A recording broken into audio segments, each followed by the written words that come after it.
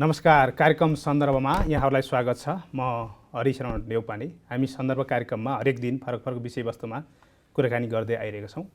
आज हामी नेपालको शिक्षा पद्धति, यो उद्योग मैत्री, यो व्यवहारिक र यसले समाजमा पारिरहेको पछिल्लो प्रभाव, साथसाथै हामी सेयर बजारमा अलिकति लगानीकर्ता बीच रहेको अन्यलको विषय पनि चिर्ने कोसिस आज गर्नेछौँ।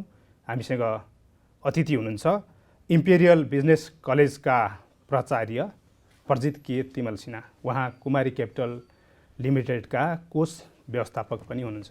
आउनुहोस्, सर्वप्रथम हामी अतिथिलाई कार्यक्रममा स्वागत गर्छौँ। स्वागत छ यहाँलाई। धन्यवाद। सुरुमा जाउँ, अहिले नेपालको शिक्षा पद्धति र यसले गरिरहेको सामञ्जस्यता कसरी लिनु भएको छ यहाँले? प्रश्नको लागि धन्यवाद। नेपालको शिक्षा पद्धति र प्लस सामञ्जस्यता भन्दाखेरि हजुरले पक्कै पनि यसको व्यवहारिक सामञ्जस्यता कुरा गर्न खोज्नुभएको होइन। नेपालको शिक्षा पद्धति भनेको पहिलेसँग तुलना गर्दाखेरि हामीले पक्कै पनि निकै बढेको देख्न पाउँछौँ। अब परापूर्वकालको कुरा गरौँ, हाम्रो बुवाको हजुरबुवाको पाला कुरा गर्दाखेरि नेपालमा जिल्लामै एकजना दुईजना व्यक्तिहरूले मात्रै एसएलसीभन्दा माथि पढेको पाइन्थ्यो। उहाँहरूलाई चाहिँ स्वतः जागिर पनि पाइन्थ्यो। तर आजभोलिको अवस्थामा शिक्षाको स्तर धेरै बढेको छ। सामञ्जस्यताको कुरो गर्दाखेरि व्यवहारिकतामा कतिसम्म जोडिन सकेको छ भन्दाखेरि जोडिने प्रसङ्गहरू छ, यद्यपि केही बाँकी छ। अझै हामीले नेपालमा केही व्यवहारिक शिक्षा मात्रै प्रदान गर्ने खालका कोर्सेसहरू पनि आएको देखिरहेको छ, जसमा औद्योगिकरणको कुरामा अलिकति केही हेल्प गर्ने कुराहरू छ। सोचे जस्तो नहोला, तर सामञ्जस्यता राख्दै गइरहेछ व्यवहारिकताको पार्टमा र प्लस औद्योगिक पार्टमा पनि। कृषि क्रान्ति पनि देखाउने खालको शिक्षाहरू पनि आजकल विस्तार भएको पाइन्छ। युनिभर्सिटी जागिरी मानसिकतामा जुन शिक्षा हिजो परापूर्व कालमा तपाईँले अहिले पनि भन्नुभयो, हजुर, त्यो अवस्था अझै पनि जारी छ भनिन्छ। यस्तो शिक्षाले के दिएला देशलाई? यस्तो छ, अब जारी छ भन्नुभयो। अब त्यसलाई मैले कम्प्लिटली मैले मात्र होइन, कसैले पनि नकार्न चाहिँ मिल्दैन। तर अहिले त्यो मात्रै छ भन्ने कुरो पनि हामी चाहिँ स्वीकार गरिहाल्न पनि मिल्दैन। पहिलेको कुरा के थियो भने अब जागिर जसले पायो, अझै त्यहाँ माथि एउटा सरकारी जागिर भन्ने कुरो हुन्थ्यो नि त। सरकारी जागिर पाइसके पछाडि उसको समाजले हेरिदिने नजर नै के हुन्थ्यो त भन्दा एकदम उत्कृष्ट व्यक्तिमा आउँथ्यो होइन। विवाह गर्दाखेरि पनि सरकारी जागिर छ कि छैन भन्ने कुरो पहिलो प्राथमिकता पर्थ्यो। तर आजभोलि हेर्नुहोस् त अलिकति कम छ नि त, यो ट्रेन्ड कम छ होइन। त्यो बरु सरकारी जागिर भन्दा त बरु अलि प्राइभेट एन्टरप्रेनरसिप कतिको उसले होल्ड गरेको छ, प्राइभेट अर्गनाइजेसनमा कतिको उसले पोजिसन अन गर्न सकेको छ, यसले चाहिँ म्याटर गरेको छ। भने जागिरी मानसिकताको जुन कुरा छ, जागिरी मानसिकताबाट अहिले चाहिँ विकास हुँदै चाहिँ त्यो कम चाहिँ पक्कै पनि भएको छ। तर यसको अर्थ के भने हटिसकेको चाहिँ छैन। हाम्रो शिक्षा उद्यमशीलता विकासतर्फ अगाडि बढ्न सकेको छ त? छैन भन्न पनि सकिँदैन। छ भन्नु चाहिँ कसरी छैन? छ भन्ने कुरो प्रशस्त मैले उदाहरणहरू दिन सक्छु। अब हजुरले भने जस्तो तरिकाले जुन प्रश्न सोधाइ छ त्यहाँ चाहिँ अलि नेगेटिभिटी देखेँ, तर मैले उत्तरमा चाहिँ पोजिटिभिटी ल्याउन खोज्छु। किनभने छैनै भन्ने कुरो त हामीले कसरी गर्न सक्छौँ र?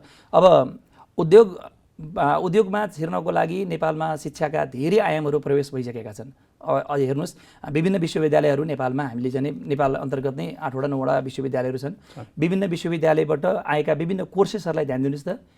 औद्योगिक क्रान्ति गर्नको लागि ती कोर्सहरूले धेरै मद्दत गरेको छ। जस्तै हेर्नुहोस् त, आइटी पनि एउटा उद्योगको रूपमा जान्छ। आइटीसँगै मात्रै पढाइ हुने कुराहरू त प्रशस्त छन् नि त, जुन हाम्रो चाहिँ बुवा हजुरबाको पालामा थिएन नि त्यस्ता कुराहरू। यस्ता कुरा बाहिरबाट पढाइ आएका व्यक्ति मात्रै थिए। तर अहिले त्रिभुवन विश्वविद्यालय, पोखरा विश्वविद्यालय, पूर्वाञ्चल विश्वविद्यालय, काठमाडौँ विश्वविद्यालयले आइटीसँग रिलेटेड कोर्सेसहरू छन्। हेल्थसँग रिलेटेड मात्रै छुट्टै कोर्सहरू पनि उत्पादन भइरहेकै छ नेपालमा, हो कि होइन भन्नुहोस् त। होटल व्यवस्थापनका कुराहरू, होटललाई मात्रै एउटा उद्योग बनाएर त्यहाँ पनि पढाइहरू भइरहेका छन्। कृषि क्रान्तिका लागि पनि कृषिलाई पनि एउटा सन्दर्भ बनाएर पढाइका विषयवस्तुहरू देख्न पाइन्छ। अझै त मैले के पाएँ भने ट्युबले एउटा नयाँ कोर्स, जस्तै नेपाल भनेको हिमालको देश भन्छ होइन, माउन्टेनको देश भन्छ भने चाहिँ माउन्टेन इन्जिनियरिङ गर्नको लागि पनि ट्युबले एउटा नयाँ कोर्स निकालेको छ, जसलाई सोलुखुम्बु जस्तो ठाउँमा त्यहाँ प्र्याक्टिकल मात्रै इम्पोज गर्नको लागि। त्यो पनि त एउटा उद्योग हो नि त। माउन्टेन इन्जिनियरिङ पनि एउटा उद्योग हो होइन भन्नुहोस् त। फिल्म क्षेत्र पनि एउटा के हो त, उद्योग हो। भनेपछि हाम्रो यो कलाकारिता बिस्तारै ढल्किँदैछ हो। हजुरले भनेको कुरामा के आइरहेछ भने त्यो लेभलमा सुधार भइसकेको छैन, तर छँदै छैन भन्ने कुरो मैले निराशाजनक स्थिति चाहिँ पाएको छुइनँ है अहिलेसम्म। म एउटा शिक्षासँग सम्बन्धित व्यक्ति भएकोले यति कुरो चाहिँ छ कि भन्ने कुरो मैले महसुस गर्दैछु। अब कसरी अगाडि जानुपर्छ त? जस्तो तपाईँले भन्नुभयो अनुसार यो गति चाहिँ एकदम धीमा भयो भने जुन भन्नुभयो, कसरी जानुपर्छ होला त अगाडि बढ्नलाई? अब गति धीमा भयो भन्ने कुरो गर्दाखेरि अब हो केही हदसम्म हामीले चाहिँ सोचे जस्तो तरिकाले यसले प्रगति गरेको छैन। तर कुनै पनि कुरामा नि ड्रास्टिकली चेन्ज भन्ने कुरो हामीले इमिडिएटली पाउँछौँ भने त्यो भनेको फेरि लड्ने कुरा पनि हुनसक्छ। गति चाहिँ धीमा दीर्घकालीन हुन सक्दैन भन्ने हो। दीर्घकालीन होइन, दीर्घकालीन हुनसक्छ, तर कुरा के छ भने यो गति जुन छ अलि धीमा गतिले अगाडि बढेको कुराले म राम्रै पनि मान्छु। एकैचोटि आएको चेन्जलाई समाजले फेरि एक्सेप्ट पनि गर्दैन नि त। त्यस कारणले गर्दा यसको आवश्यकता महसुस हुँदै जान्छ बिस्तारै। आवश्यकता महसुस हुँदै गएपछि यसको फेरि सन्तुष्टि पनि त्यो अनुसारले बिस्तारै पाउँदै जान्छ। गति छ, धीमा छ, अलिकति केही अर्थमा अलिकति पेस आउन सक्थ्यो होला, अलिकति मध्यम गतिमा छ, मैले सोचेभन्दा कम पनि छैन र अलिकति जति हुनु पर्थ्यो त्यो पनि छैन, राम्रो चाहिँ भइरहेछ। यो सरकारदेखि सबैले भन्छन् समृद्ध नेपाल निर्माण गर्ने भन्छन्, त्यसको त पहिलो आधार शिक्षा नै बन्नुपर्ने होला, स्वाभाविक हो होइन? अब त्यो आधारमा जानलाई त यो अवस्थाले त पुग्न त धेरै कठिन छ त। अहिले कठिन छ, असम्भव त छैन नि। म चाहिँ आज एकदम प्रश्नमा चाहिँ अलि मैले नेगेटिभिटी पाइरहेको छु, केही छैन के, तर म चाहिँ अलि पोजिटिभ कन्सेप्टबाटै मैले अगाडि बढ्नु पर्ला जस्तो मलाई लागिरहेको छ। किन प्रश्नलाई मैले चाहिँ विचार गर्दाखेरि अब नेगेटिभ मात्रै भएर हामीले कुरा गर्दाखेरि हाम्रो श्रोता, हाम्रो दर्शकहरूले के भन्ठान्नु होला, हामी त्यति धेरै पनि नेगेटिभ नकारात्मक भइराख्नु जरुरी छ जस्तो मलाई लाग्दैन। अब पक्कै पनि हामी ठाउँमा चाहिँ पुग्छौँ।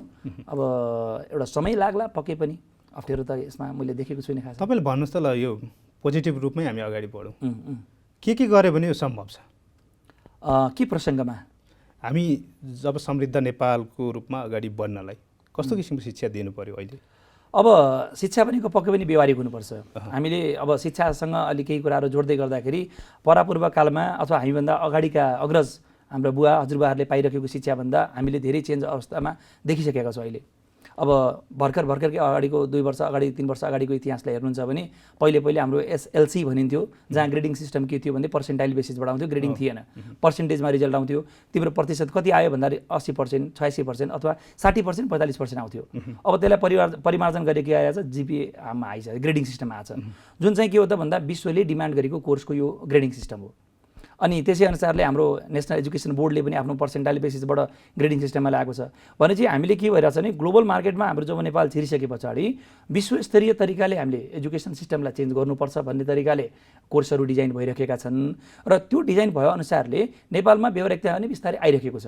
यसमा औद्योगिक क्रान्ति गर्ने कुराहरू अनि प्लस व्यावसायिकताका कुराहरू अनि प्लस क्रिएटिभ माइन्डलाई अलिकति ऊर्जा दिने कुराहरू पनि कोर्स चाहिँ हाम्रो चाहिँ तल्लो लेभलबाट पनि सुरुवात चाहिँ भइरहेका छन्।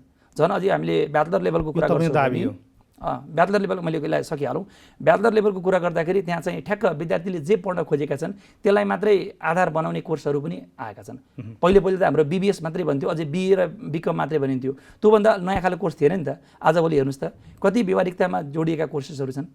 त्यस कारणले गर्दा यो आर्थिक समृद्धि प्राप्त गर्नको लागि अहिलेको शिक्षाले कामै नगर्ने होइन, काम गर्छ।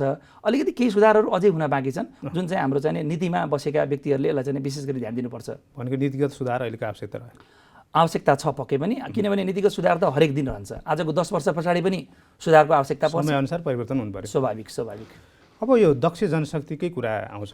हजुर, यो शिक्षाले उत्पादन गर्ने भनेको दक्ष जनशक्ति नै हो, स्वाभाविक। चाहे त्यो जुनसुकै क्षेत्र होस्, होइन, नेतृत्व गर्ने होस्, उद्यमशीलता विकासदेखि देश हाँक्ने सबै विकासका कुराहरू यसैले नै निर्धारण गर्छ। त्यो दक्ष जनशक्ति उत्पादन गर्न सक्ने शिक्षा छ त अहिले नेपालमा? छैन भन्न पनि सक्दिनँ म, छ। अब उदाहरण पनि हामीले हेर्न सक्छौँ नि, नेपालमा यत्रा कर्पोरेट हाउसेसहरू छन्, यत्रा हाम्रो इन्डस्ट्रीहरू छन्। सिनेमा इन्डस्ट्रीको कुरो गरौँ अथवा चाहिँ हाम्रो एग्रिकल्चरकै कुरो गरौँ अथवा चाहिँ हाम्रो चाहिँ हस्पिटालिटीको कुरा गरौँ, होटल व्यवसायको कुराहरू गरौँ, यी सबै अर्गनाइजेसनमा लिड गरेका व्यक्तिहरूको नाम सम्झिनुहोस् त। विदेशबाट आएका होला, पक्कै पनि के प्रविधिहरू हामीले बाहिरबाट ल्याएका छौँ, तर त्यो प्रविधिलाई सञ्चालन गर्ने त्यहाँका सिओहरू, त्यहाँका सञ्चालकहरू, एचआर म्यानेजरहरू हेर्नुहोस् त, नेपालबाटै उत्पादन भएका धेरै हुनुहुन्छ नि त। हो, एकाधवटा बाहिरबाट पनि आउनुभएको छ होला, विदेश युनिभर्सिटी पढेर नेपालमा केही डाइमेन्सन्सहरू केही नयाँ तरिकाले थप्नु भएको छ होला। यसको अर्थ पुरा नगरेको त होइन नि त, छ नि त। त्यस कारणले गर्दा धानेको छ त भन्ने प्रश्नमा मैले देख्छु धानेको छ। केही सुधारका कदमहरू आवश्यकता होला अझै पनि, तर त्यति धेरै हामी नेगेटिभ हुनु पर्दैन। मैले देख्दैछु राम्रो हुँदैछ, शिक्षा पनि बढेको छ, यसले परिपूर्ति पनि गरेको छ। विदेशीहरूलाई चाहिँ भित्राइयो भने तिनीहरूलाई चाहिँ राम्रो मान्ने, नेपालमै उत्पादन भएका जो जनशक्ति छन् तिनीहरूलाई नराम्रो मान्ने प्रवृत्ति चाहिँ किन त? यो चाहिँ हाम्रो परम्परा। हजुर, परम्परा किन हो भन्छ नि, अब म हजुरको कार्यक्रममा यहाँ एउटा गेस्ट भएर आइराख्दा हजुरले मलाई एउटा विज्ञको रूपमा हेर्नुहुन्छ। हजुरलाई मैले मेरो कलेजमा अथवा मैले काम गरिएको ठाउँमा बनाउँदा हजुर मेरो लागि विज्ञ रहनुहुन्छ। यो परम्परा हो र यो नेपालमा मात्रै होइन, हजुरले जहाँ पनि देख्न पाउनुहुन्छ यो कुराहरू। हामीले खेलको मैदानमा पनि यो कुरा देख्न पाउँछौँ, व्यवसाय गर्ने एउटा व्यवसायमा पनि देख्न पाउँछौँ। त्यसको मैले यसलाई सकिहालौँ भरे पछाडि यो परम्परा किन, यो प्रविधि किन, अथवा यो चाहिँ ट्रेन्ड किन आइरहेछ भन्ने कुरो गर्दा नि यो भनेको भएन भने नि हामीले चाहिँ बाहिरी हामीले चाहिँ कसरी इम्पोज गर्ने त आफ्नो नेपालमा। तसर्थ बाहिरबाट जो आउनु भएको छ उहाँहरू विज्ञ, हाम्रो चाहिँ कम विज्ञ भन्ने होइन। फेरि हामीले पनि बाहिर जाँदा हामी पनि विज्ञ हुन्छौँ नि त। छ त्यस्तो उदाहरण? डेफिनेटली छ नि। नेपालमा जस्तै अब हामीले जस्तै प्रतिभा छ भने हाम्रो चाहिँ अब नासामै पनि नेपालका वैज्ञानिकहरूले निकै राम्रो काम गरिरहेको भन्ने उदाहरण प्रशस्त हामीले मिडियाकै मार्फतबाट सुन्न पाएको छौँ होइन। युकेमा मास्टर सेफकै हाम्रो चाहिँ अब फर्स्ट रनर अप हुनुभएको हाम्रो चाहिँ समथिङ के नाम सन्तोष समथिङ के थियो क्या, त्यो पनि त एउटा लिडिङ भयो नि त। भने नेपालको व्यक्ति, नेपालको एउटा विद्यार्थी, नेपालको एउटा व्यक्ति, नेपालको एउटा चेलो, नेपालको एउटा आफूले पढेको शिक्षा आर्जन गरेको व्यक्तिले विदेशमा गएर उदाहरण त दिएका छन् नि। तसर्थ बाहिरको व्यक्ति आउँदाखेरि उसको महत्त्व बढ्ने अनि हाम्रो नेपालकै महत्त्व घट्ने भन्ने कुरो यो परम्परा हो। परम्परा यो त्याग्ने त यो परम्परालाई त्याग्नुपर्छ र यसलाई चाहिँ अलिकति के त अलिकति मिटिगेट नगरे पनि त्यसलाई मिनिमाइज त गर्न सकिन्छ होला होइन। यसलाई चाहिँ पुरै निर्मूलै किन गर्नु पऱ्यो र मलाई अलिकति पोजिटिभ एङ्गलबाट सोचेँ है मैले। म गलत छ भने मलाई सच्याउनलाई कृपया। यसलाई त्यागिराख्नुपर्ने जरुरी चाहिँ छैन जस्तो लाग्छ मलाई। होइन, नेपालकै जनशक्ति योग्य छन्, हामी नै सक्छौँ, अरू आवश्यक पर्दैन भन्न त सक्नु पऱ्यो नि। प्राथमिकता त दिएकै छ पक्कै पनि नेपालमा। अनि यो कुरोलाई हामीले बाहिरको जनशक्तिलाई यदि भित्राएर ल्याइने होइन भने अब ग्लोबल मार्केटको हाम्रो अवधारणा कहाँ लागू गरियो त। तसर्थ बाहिरको जनशक्तिलाई हामीले नेपालमा ल्याउने अनि हाम्रो जनशक्तिले पनि बाहिर लाने बरु अलिक ट्रेन्ड चाहिँ बढाउनुपर्छ। मैले बाहिरको जनशक्ति ल्याएर नेपालका व्यक्तिहरूलाई, नेपालका चाहिँ कर्मचारीहरूलाई चाहिँ अलिकति बेरोजगारतिर लाने अनि बाहिरको लागि प्राथमिकता दिने भन्न खोजेको होइन। हाम्रो कल्चरल डाइभर्सिफिकेसन गर्नको लागि पनि हाम्रो केही विदेशी जनशक्तिहरूलाई पनि नेपालमा ल्याएर काम गराइदिए। त्यसले गर्दा के हुन्छ भन्दा कम्पिटिटिभनेस बढ्छ काममा। र हजुरलाई थाहा छ जहाँ कम्पिटिटिभनेस बढ्छ त्यहाँ प्रोडक्टिभिटी पनि बढ्छ। प्रोडक्टिभिटी इन्क्रिज गर्नको लागि मैले त यो कुरालाई राम्रै पनि देख्छु है, नराम्रो चाहिँ मैले मानेको छुइनँ। तपाईँ एउटा इम्पेरियल बिजनेस कलेज, स्वाभाविक बिजनेस, नामै बिजनेस, हजुर तपाईँहरू फोकस के बिजनेसमा? अब हामीले शिक्षा प्रदान गरेर विद्यार्थीहरूलाई एउटा राम्रो तरिकाले शिक्षा क्वालिटी एजुकेसन दिएर हाम्रो लगानीकर्ताहरूको लागि बिजनेस नै गराएको। म त एउटा कलेजको प्रिन्सिपल भएँ। प्रिन्सिपल भएको कारणले गर्दा हाम्रो कलेजको काम के भन्दा एउटा पुलको रूपमा काम गर्ने, किनकि त्यहाँ लगानी गरेरै हाम्रो चाहिँ पक्कै पनि लगानीकर्ताहरू आउनु भएको छ। त्यो कलेज जोडिनको लागि अभिभावकहरू आउनु भएको छ, त्यो कलेजमा पढ्नको लागि विद्यार्थीहरू जोडिनु भएको छ। सबैको वेलफेयरलाई इन्क्रिज गर्ने गरी इम्पेरियल बिजनेस कलेज स्थापित भएको छ, जसमा लगानीकर्ता पनि मर्का पर्नु भएन भने विद्यार्थी पनि मर्का पर्नु भएन, अभिभावक पनि मर्का पर्नु भएन। सबैलाई हामीले विन विन रिलेसनसिपबाट अगाडि बढ्ने गरी काम गर्दैछौँ। बिजनेस त डेफिनेटली गर्नु परिहाल्यो नि। होइन, आजको शिक्षाको प्राथमिकता बिजनेसतिर रहनुपर्छ भन्ने हो कि भनेर? होइन, त्यो त्यतापट्टि त्यो गलत तरिकाले नसोचिदिउँ। शिक्षाको इम्प्याक्ट आजको शिक्षाको जुन एउटा सन्दर्भ चलिरहेको छ त्यो बिजनेसमा गरिनुपर्छ भन्ने होइन। अब जब हामी केन्द्रित चाहिँ के विषयमा हुनुपर्छ त? आज सबै विषयमा त हामी जानै सक्दैनौँ। हजुर, यो कोही विश्वमा कोही पनि जान सक्दैन। तर स्वाभाविक नेपालको विकासको लागि चाहिँ अहिलेको शिक्षा यो विषयमा केन्द्रित हुनुपर्छ भन्ने त रहन्छ नि। अब नेपालको विकासकै लागि कुरा गर्दा अलिकति यहाँ पक्कै पनि केही न केही हदसम्म राजनीतिक पाटो जोड्नै पर्छ होइन। किनकि एउटा विकास भन्ने कुरो एउटा शब्द सानो हो तर यसले धेरै ठुलो के अरे समुद्रलाई नै अगोटिन्छ जस्तो लाग्छ मलाई। एउटा शिक्षा मात्रै नेपालका सम्पूर्ण व्यक्तिहरू 100% एजुकेटेड भयो भन्दैमा विकास भइहाल्ने होइन हो, त्यसले हेल्प गर्छ। तर विकास हुनको लागि के हुनुपर्छ त भन्दा एउटा राजनीतिज्ञ लेभलबाट एउटा चाहिँ माथिल्लो नेतृत्वदायी भूमिका हाम्रो चाहिँ देशबाट प्रधानमन्त्रीले अथवा जसले लिड गर्छ हाम्रो अब शिक्षाको क्षेत्रमा हामी कुरा गर्छौँ भने शिक्षा मन्त्रीले गरिदिनुपर्ने सहयोगको कुरा के अरे योगदानको कुराहरू बढिरहलान् होइन। त्यसै गरी हाम्रो स्वास्थ्यका पनि कुराहरू होलान्, हाम्रो फिजिकल इन्फ्रास्ट्रक्चरको जाने डेभलपमेन्ट कति भएको छ भन्ने कुराहरू होलान्। यी सबै कुरोले नै समृद्धि दिन्छ नेपालमा। शिक्षामा हामी फोकस भइरहेछौँ, स्वाभाविक रूपमा शिक्षा त बढ्नै पर्छ। किनकि एउटा शिक्षित वर्गले जति राम्रो तरिकाले सोच्न सक्छ नि त्यति एउटा नपढेको व्यक्तिहरूले राम्रो तरिकाले सोच्न सक्दैनन्। म यति भन्दै गर्दाखेरि नपढेका व्यक्तिहरू सबै असफल छन् भन्नेतिर म गइरहेको छुइनँ। हामीलाई शिक्षाले केही न केही एउटा बोल्न सक्ने क्षमतामा, सोच्न सक्ने क्षमतामा अभिवृद्धि चाहिँ गराउँछ, नभए सैद्धान्तिक ज्ञान स्वाभाविक रूपमा। अब जाउँ, जस्तो व्यावहारिक शिक्षाको कुरो हामीले अलिकति कुरा कोट्यायौँ होइन। हजुर, यो भन्न त सबैले भन्छन् व्यावहारिक शिक्षा भनेर, तर त्यो किसिमको व्यवहारमै देखिने शिक्षा चाहिँ भएन। अब यसलाई चाहिँ कसरी अगाडि बढाउने त व्यावहारिक शिक्षा दिलाउनलाई? जस्तो अहिले जति पनि कलेजहरू छन्, जति पनि क्याम्पसहरू छन्, लगायत विद्यालयहरू जे जति छन् सबै सैद्धान्तिक ज्ञान बाँडे, अरू बाँकी केही पनि गर्न सकेनन् भनेको मतलब अधिकांश रूपले सकेनन्। केही त सामान्य रूपमा त छन् हजुर होइन, त्यो सकेनन् भनिन्छ। अब यसमा चाहिँ कुन क्षेत्रमा सुधार गर्यो भने ठ्याक्कै व्यावहारिक रूपमा अगाडि बढ्न सकिन्छ त? अब हजुरले यो प्रश्न सोध्दै गर्दाखेरि मासमा जे देख्नु भएको छ त्यो कुरो अनुसारले प्रश्न केन्द्रित भएको मैले आवाज गरिरहेको छु। म जुन क्षेत्रमा छु मैले भोगेको मैले अनुभवलाई यहाँ सेयर गर्नुपर्ने हुन्छ। हो, प्रश्नमा सत्यता छ। हामीले शिक्षामा जुन कुराहरू देखिरहेछौँ अलिकति केही विकृतिहरू छ जसले गर्दा व्यावहारिकतामा हाम्रो शिक्षालाई ढाल्न सकिएको छैन। तर ढाल्न सकिएको छैन भन्दाखेरि ढाल्न खोजिएको छैन भन्ने कुरो पनि होइन, ढाल्न खोजिँदैछ। यसको लागि हाम्रो शिक्षा मन्त्रालयले एउटा केही निर्देशिकाहरू बिस्तारै परिवर्तन गर्दै आइरहेको छ। विश्वविद्यालयहरू प्रशस्त मात्रामा नेपालमा खोल्दै गइरहेको छ। विश्वविद्यालयले नयाँ नयाँ कोर्सहरू इम्पोज गर्दै गइरहेको छ। विश्वमा चाहिँ जति पनि कोर्सहरू नयाँ देखिएका छन् त्यो नयाँ कोर्सहरूको चाहिँ अब अनुसरण नेपालमा पनि भइरहेकै छ। यसले गर्दा व्यावहारिकतामा चाहिँ जान खोजिँदैछ। सोचे जस्तो नगयो होला, मैले बारम्बार यो शब्द दोहोऱ्याएँ। तर यसमा पोजिटिभिटी भएको कारणले गर्दा नै मैले यो कुरा भन्न के लाग्दैछु भने व्यावहारिकतामा छैन भन्ने कुरो होइन, व्यावहारिकतामा जाँदैछ। विश्वविद्यालयले त्यस्ता खालको कोर्सहरू गरिरहेको छ। कसले गरिदिने भन्ने कुरो, कहाँबाट आउने भन्ने कुरो, यी कुराहरू नीतिगत कुराहरू छन्। नीतिगत कुराहरूमा अफकोर्स के गरिदिनु पर्छ भन्नु? अब नीतिमा परिवर्तन ल्याउनु पर्यो। विश्वमा चाहिरहेको कोर्सहरूको जे जस्तो डिमान्ड छ नेपालमा पनि त्यसको चाहिँ इम्प्लिमेन्टेसन हुनु पर्यो। अब ग्रेडिङ सिस्टमहरू हाम्रो आइसकेको छ। माटो सुहाउँदो रूपले अहिले अगाडि बढ्ने कि हामी विश्वको अरू देशको शिक्षा चाहिँ यहाँ लाद्न खोज्ने त होइन? यस्तो छ, विश्वको शिक्षालाई लाद्ने भन्ने कुरो होइन। अहिले त त्यही देखिया छ। ठिक छ, ओके। हामी अब ग्लोबलाइजेसनमा छिरिसके पछाडि त यो कुरोलाई व्यावहारिकतामा ल्याउनै पर्यो नि, होइन र? पहिला त आधार टेक्नु पर्यो नि। आधार टेक्नको लागि त हामीले विश्वको आधारलाई हामीले चाहिँ आधारै नमान्ने त होइन नि त। त्यो पनि त एउटा आधार हो नि हरिशरणजी, होइन त? भन्न खोजेको मैले कुरा के भने माटो सुहाउँदो शिक्षा भनेको र त के हाम्रो हजुरबाले गरे जस्तो कृषिमा मात्रै क्रान्ति गर्ने र भन्ने कुरा आउँछ। ठिक छ, कृषि क्रान्तिले पनि धेरै आर्थिक समृद्धि पाएका हामीले उदाहरणहरू देखेका छौँ। तर त्यो सँगसँगै हामीले के गर्नुपर्छ? औद्योगिक क्रान्ति पनि गर्नुपर्छ। औद्योगिक क्रान्तिको लागि नेपालको परिवेशमा त्यति धेरै त हामीले देखेका छैनौँ नि त। जुन कुरो त हामीले बाहिरबाट ल्याउनै पर्ने हुन्छ। तसर्थ हामीले आधार माटो सुहाउँदो शिक्षाको रूपमा त्यसका पनि केही आयामहरू पक्कै पनि छन्, अझै थपिँदै पनि छन्। अनि प्लस बाहिर विश्व बजारमा के कुरा देखिएको छ त्यो कुरा हामीले ल्याएनौँ भने हाम्रो जनशक्ति बाहिर टिक्न नसक्ने अनि बाहिरको जनशक्तिलाई हामीले नेपालमा फेरि ल्याउन नसक्ने। यसले फेरि कहाँ हामीलाई असर पार्छ त भन्दा बाहिरको जनशक्ति हाम्रो नेपालमा नआइदिँदा हाम्रो के हुन्छ त एफडिआईको मात्रा फरेन डाइरेक्ट इन्भेस्टमेन्ट छ त्यो पनि घट्दै जान्छ। त्यो घट्दै गएपछि के हुन्छ त आर्थिक समृद्धिको बारेमा जुन हामीले परिकल्पना गर्दैछौँ त्यसले पनि त कतै न कतै खलल पुर्यायो नि त। त्यस कारणले गर्दा हामीले माटो सुहाउँदो शिक्षामा मात्रै बसिराख्ने दिन चाहिँ छैन। अब पक्कै पनि त्यसलाई टेक्नै पर्छ, आधार त हामीले मान्नै पर्यो।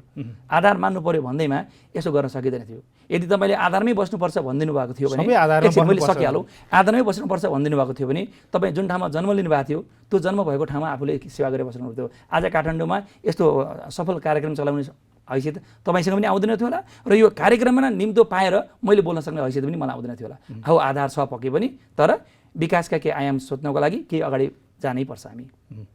अब देश सुहाउँदो शिक्षाको कुरा गरेँ अब मैले। हजुर, ठिक छ। तपाईँसँग अब तपाईँसँग अलिकति यो सेयर मार्केटको विषयमा पनि अलिकति जान तपाईँ कुमारी क्यापिटल लिमिटेडको कोष व्यवस्थापक, जोखिम व्यवस्थापक हुनुहुन्छ। हजुर, अहिले कुमारी क्यापिटल लिमिटेडले म्युचुअल फन्ड निष्कासनको तयारीमा छ। हजुर, शुक्रबारदेखि आउँदैछ। हजुर, खास नेपालीले म्युचुअल फन्ड बुझ्न नसकेको हो कि पछिल्लो समय भनिरहेको छु।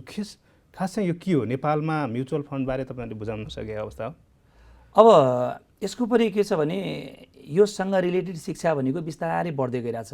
अब हामी विद्यार्थी हुने कालमा मास्टर्स पढ्दाखेरि नै पनि सेयरसँग सम्बन्धित जानकारी हामीलाई मास्टर्स पढ्दासम्म पनि थिएन, किनभने हामीलाई ज्ञान कसैले नदिएर अथवा हामीले त्यस बारेमा चासो नलिएर पनि हुनसक्छ। अब अहिलेका विद्यार्थीलाई ख्याल गर्नुहोस्, अलिअलि थोरै चासो लिन खोजेको पाइन्छ।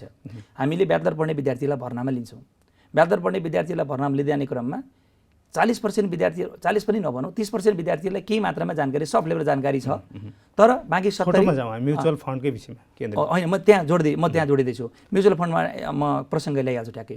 भने चाहिँ जानकारी छैन। अब म्युचुअल फन्डले गर्छ के, र म्युचुअल फन्ड भनेको के हो भन्ने कुरोलाई मैले जोड्दै गर्दा म्युचुअल फन्डले हाम्रो सेयरको बारेमा थोरै ज्ञान भएका विद्यार्थीहरूलाई अथवा कुनै पनि व्यक्तिहरूलाई, म शिक्षामा गएकोले विद्यार्थी भन्न आयो, कोही पनि व्यक्ति होस्, चाहे त्यो पढिरहेको होस् अथवा पढाइ रोकिसकेको व्यक्ति, म्युचुअल फन्डको माध्यमबाट हाम्रो सेयर मार्केटमा उसले आफूलाई प्रवेश गराउन सक्छ। म्युचुअल फन्ड भनेको एउटा के हो त भन्दा सुरक्षित लगानी गर्ने एउटा आधार हो, जसमा आफूसँग भएको थोरै लगानी, यदि मसँग 1000 रुपियाँ मात्रै छ भने म्युचुअल फन्ड भनेको 10 रुपिजमा किन्न पाइन्छ, एकचोटि 100 वटा किन्न पाइन्छ भने चाहिँ 1000 रुपियाँलाई लगानी गरेर त्यो 1000 रुपियाँ भनेको डिफ्रेन्ट ठाउँमा मैले लगानी गर्ने एउटा आधार चाहिँ मैले टेक्छु। त्यहाँबाट बिस्तारै मैले ज्ञान आर्जन गरिकन सेयर मार्केटको बारेमा के हो भन्ने कुरो बिस्तारै बुझ्न चाहिँ पाउँछु। बुझ्नलाई मात्रै हो म्युचुअल फन्ड होइन, यो त आफूले लगानी गर्ने कुरो। जस्तै मानौँ न, अब यदि मसँग पैसा छ, मलाई कुनै पनि जानकारी छैन, अब मसँग पैसा छ भने त्यो भएको पैसालाई मैले के गरेँ त, मैले 2 दिनवटा काम गर्न सक्छु। नम्बर 1, म ब्याङ्कमा लगानी गर्ने, ब्याङ्कमा मैले जम्मा गरिदिने, हुनसक्छ सेभिङ डिपोजिट अथवा एफडी, मैले फिक्स डिपोजिट गर्न सक्छु। अथवा मैले कुनै व्यापार बिजनेस गर्छु, व्यापार बिजनेस गर्नको लागि पनि फेरि जोखिम छ, हेर्नुहोस् होइन। अथवा मैले सेयर मार्केटमा लगानी गर्ने भन्ने कुरा आउँछ। सेयर मार्केटमा सुरुमै वात्त जान त नसकिएला, र तर सेयर मार्केटको बारेमा हामीले विचार गर्दै जाँदा त्यो त हामीले एनालाइसिस गर्दै गएपछि नराम्रो कुरो त होइन नि त।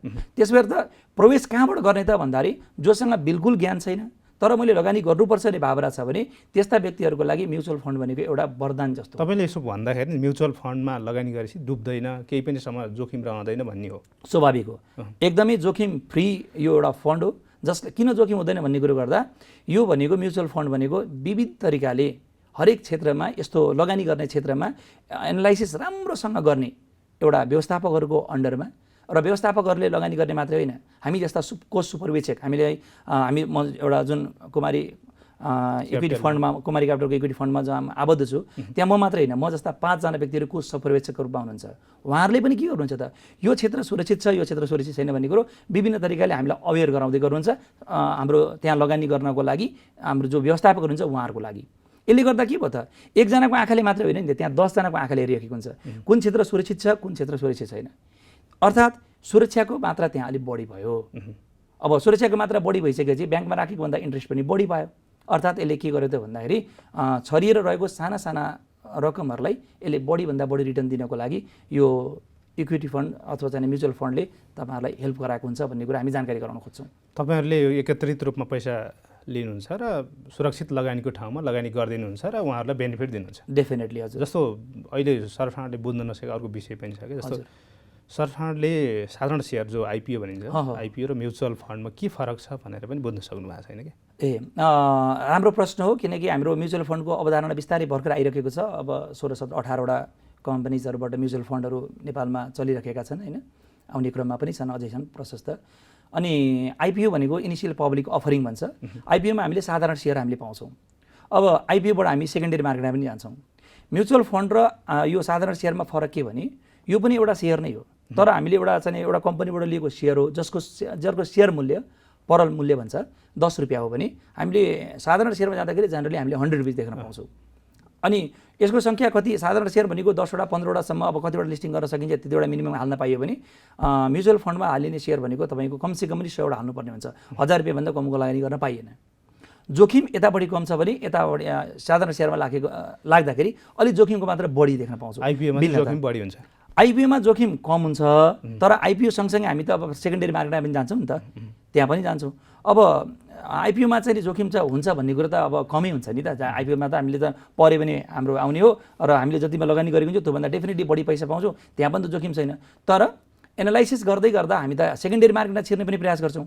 सेकेन्डरी मार्केट छिर्नको लागि हामीले चाहिँ नि म्युचुअल फन्डबाट जाने हो भने हामीलाई धेरै कुरो ज्ञान आउन सक्छ। किन र कसरी ज्ञान आउँछ भन्ने कुरो पनि म जोडिहाल्छु हो, एकदम स्वाभाविक रूपमा। जस्तै हरेक महिनामा लगानी, जस्तै मानौँ अब म एउटा चाहिँ केही पनि नबुझेको लगानीकर्ता, मैले एउटा म्युचुअल फन्डमा लगानी गरेँ अथवा मैले कुनै पनि म्युचुअल फन्डमा लगानी गरेको छुइनँ। म्युचुअल फन्डले लगानी गरेका हाम्रो चाहिँ जति पनि कम्पनीजहरू छन् त्यो कम्पनीहरूले पनि अब कि त सेयर मार्केटमा अथवा चाहिँ सेक्युरिटिजहरूमा, गभर्मेन्ट बन्डमा, कर्पोरेट बन्डमा लगानी गर्छ अथवा गोल्डमा पनि लगानी गर्न सक्छ, रियल एस्टेटमा लगानी गर्न सक्छ। यदि सेक्युरिटी मार्केटमा मात्रै लगानी गरेको भने उसले त हरेक महिनामा एउटा समीक्षा त गरेर पब्लिस गरिरहेको हुन्छ। त्यो पब्लिस गरेको समीक्षालाई मैले अध्ययन गर्ने हो भने यो मार्केटमा यो रहेछ भन्ने कुरा सामान्य रूपमा ज्ञान त मैले अर्न गर्न सकेँ नि त। यो सबै के कोबाट आयो त भन्दा म्युचुअल फन्डले पब्लिस गरिदिएको रिपोर्टबाट। त्यो रिपोर्टले के गर्छ भन्दा एउटा कमन पिपललाई जसलाई हिजोको दिनसम्म ज्ञान थिएन त्यो रिपोर्टबाट उसले ज्ञान अर्न गर्न सक्यो। ज्ञान अर्न गर्न सकेपछि ऊ पनि बिस्तारै सेक्युरिटी मार्केटमा लगानी गर्ने एउटा पाइला चाहिँ टेक्दै जान सक्छ। तसर्थ पनि म्युचुअल फन्ड भनेको एकदमै राम्रो लगानीको लागि सुरक्षित एउटा एउटा कोष हो जहाँबाट हामीले एउटा कमन पिपल मजाले छिर्न सकिन्छ ढुक्क भएर। अन्तिममा छौँ, स्वाभाविक एउटा लगानीकर्ताले केमा विशेष ध्यान दिनुपर्छ, यहाँको छोटो सुझाव? अब लगानीकर्ता यदि म्युचुअल फन्डमा लगानी गर्ने भने केहीमा पनि ध्यान नदिनुहोस्, आफूसँग भएको पैसा लगानी गर्नुहोस्, त्यो डेफिनेटली त्यहाँबाट डुब्दैन, ढुक्क हुनुहोस्। यो कुरा मैले यो नेसनल टेलिभिजनबाट भन्दैछु, कुनै दिन पनि तपाईँलाई अप्ठ्यारो पर्दैन। यदि तपाईँ सेकेन्डरी मार्केटमा छिर्ने प्रयास गर्नुहुन्छ, प्राइमेरी मार्केट पनि अप्ठ्यारो छैन, त्यो पनि एउटा सेफ ल्यान्डिङको एउटा चाहिँ एउटा आधार हो। त्यो पनि सेकेन्डरी मार्केटमा छिर्न खोज्दिनुहुन्छ भने जुन कम्पनीको मैले सेयर किन्ने भन्ने कुरो सोच बनाउँदिनुहुन्छ भने पक्कै पनि त्यो कम्पनीको ट्रेन्ड एनालाइसिस गरिदिनु होला। किनभने हामीले देखेका छौँ लगानी गरिसकेर डुबेर कतिपय लगानीकर्ताहरू डिप्रेसनमा गएको र आत्महत्या गरेका केसहरू पनि हामीले सुनेका छौँ। त्यो अवस्था तपाईँमा पनि आइदिन्न भन्ने कुरो भन्न सकिन्न। त्यस्तो अवस्थाबाट जोगिनको लागि के गर्नुपर्ने हुन्छ त भन्दा ट्रेन्ड एनालाइसिस जरुरी छ। कम्पनीले कति बोनस दिइराखेको छ योभन्दा अगाडिको, क्यास डिभिडेन्ड दिएको छ कि हाम्रो चाहिँ सेयर बोनस सेयर दिएको छ। नेपालको सेयर बजार त अहिले पछिल्लो हेर्ने हो भने मेरो सेयर भर्नेहरूले आइपिओ र डिभेन्चर के हो भन्ने पनि नछुट्याएर अहिले डिभेन्चरमा धमाधम नबुझेर पनि लगानी गरेको पाइन्छ, लगानी गरेको पाइन्छ। होइन, बुझेर लगानी गर्नु पर्यो, बुझेर लगानी गर्नु पर्यो, ट्रेन्ड पनि एनालाइसिस गर्नु पर्यो। पछिल्लो 4 वर्ष 5 वर्षमा त्यो कम्पनीले के कस्तो ग्रोथ गरेको छ, सेयर होल्डरलाई कतिको उसले बेनिफिट दिन सकेको छ, क्यास डिभिडेन्ड कति दियो, बोनस सेयर कति दियो, यो कुरो हेर्नुपर्ने हुन्छ। भिडको पछाडि लाग्नु हुँदैन। आफूले एनालाइसिस नगरेसम्म अब आफ्नो प्रफिट हुन्छ भन्ने कुरो होइन। कहिलेकाहीँ अन्यलतामा पनि कहिलेकाहीँ प्रफिट हुनसक्छ, तर त्यो सधैँभरि दिगो हुन सक्दैन। दिगो प्रफिट अर्न गर्नको लागि ट्रेन्ड एनालाइसिस गर्नै पर्ने हुन्छ। हस्, हामीलाई समय दिनु यहाँलाई धन्यवाद। हस्, हजुरलाई पनि धन्यवाद। यो नेसनल टेलिभिजनमा मैले आफ्नो विचारधारा राख्न पाउँदा फेरि पनि हजुरलाई धन्यवाद साथ बिदा हुन चाहन्छु। दर्शकबिन, आजको कार्यक्रममा हामीले नेपालमा व्यावहारिक शिक्षा लागू गर्नुपर्ने विषय र सेयर मार्केटमा लगानी गर्दा एक लगानीकर्ताले कसरी विशेष ध्यान दिनुपर्छ भन्ने विषयमा चर्चा गऱ्यौँ। आजको लागि सन्दर्भ यति नै। तपाईँ जनताद्वारा जनताका लागि प्रसारित जनता टेलिभिजन हेरिरहनुहोस्। नमस्कार।